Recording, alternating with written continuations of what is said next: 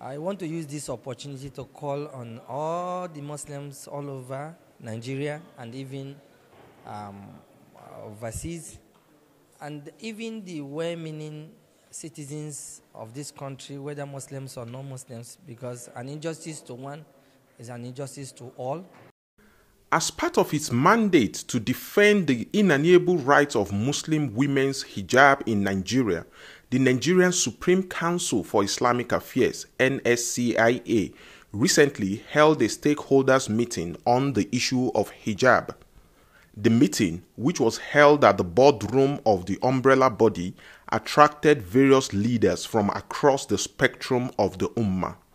Notable among those present were representatives of the Muslim Lawyers Association of Nigeria, MULAN, members of different women groups under the auspices of Form 1, as well as the Muslim Media Practitioners of Nigeria, MMPN, among others. I want to call on all of them to support this move of removing the trauma and the psychological problems that our sisters have been going through over time in being asked to remove their hijab in various places like the schools and the court to bar.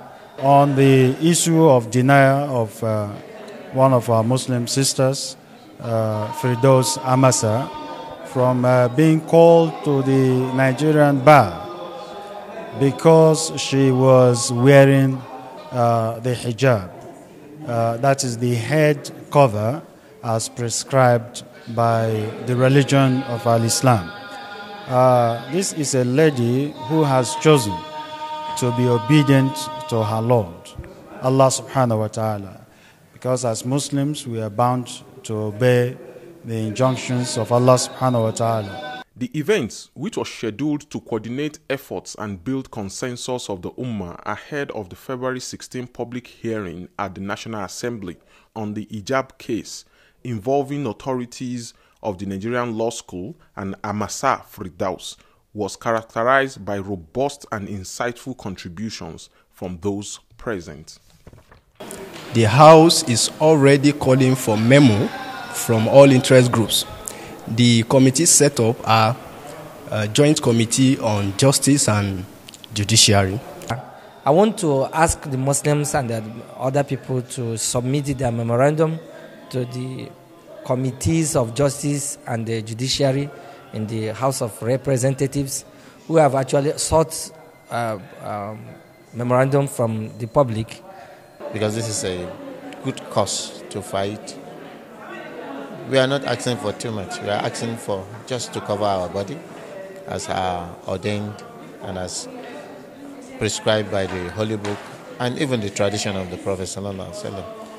We're calling on all individuals, Islamic organizations, and conscience-driven NGOs and personalities to come to act quickly upon getting this case done with. Hijab is a religious right fundamentally guaranteed by the Constitution. And we do believe that Firdaus broke no law for wearing the hijab. It's a matter of fundamental human rights. She's entitled to it.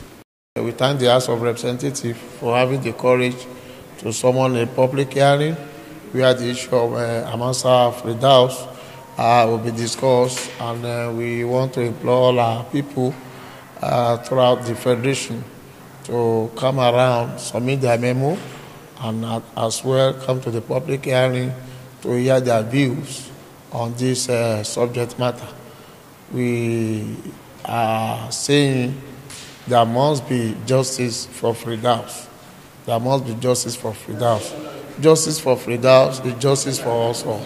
It will be recalled that Amasa Firdaus, a graduate of the Nigerian Law School, was denied the right to be called to bar on account of her hijab during the last call to bar ceremony, while several other female Muslim graduates were forced to remove their obligatory Muslim apparel during the same exercise. On hand to share her humiliating experience in the hands of the law school authorities was Aisha Zubair, who tasted the harassment and high-handedness of the legal authorities on account of her hijab. My name is Zubair Aisha. I am the person whose hijab was removed on the day of Khutbah and marched on the ground. I was molested and assaulted for wearing the hijab. I'm calling on everybody, Muslims all over Nigeria, to please submit their memo to the House of Representatives on the matter that is going on and be present on the day of the public hearing so that this matter can be trashed once and for all, and possibly a solution can be reached as soon as possible, inshallah.